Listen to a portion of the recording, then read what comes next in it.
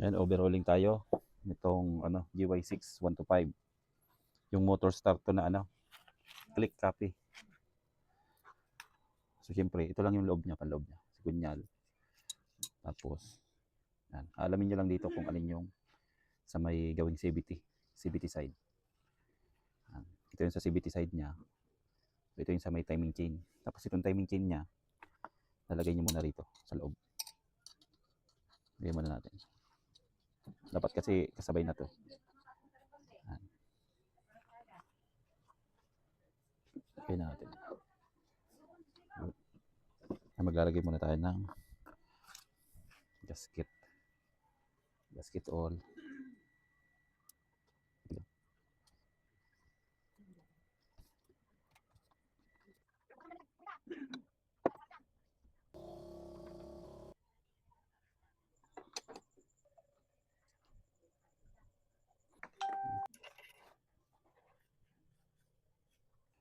Natin sa baba. Tumulong mo yun. Start again. Haba. Haba. Haba. Sige na. Kulang yung sarap. Yan po. Ay, sarap. Sarap.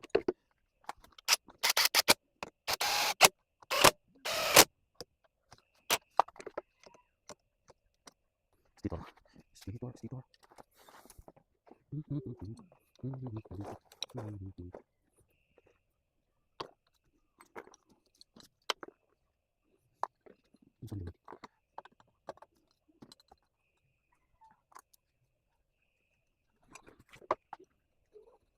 Ibalik niyo.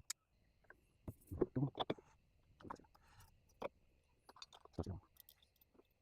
Balik lagi. Tapos lang. Cek. Dikit lang. Dikit lang.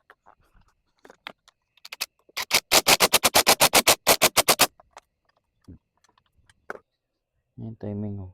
Yan ulit 30. May guhit yan. Yan. 30 na yan. Tapos dito sa kamsa. Dito. Parang siya. Parang dito. Dito. Nakita mo.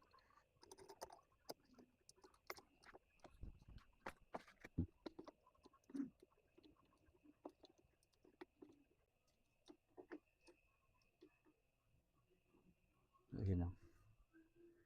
Ayan. Nakapalang siya. Kasi itong pinakamalaki dito sa gitna. Ayan na, yung dalawang tuldok. Nakapalang.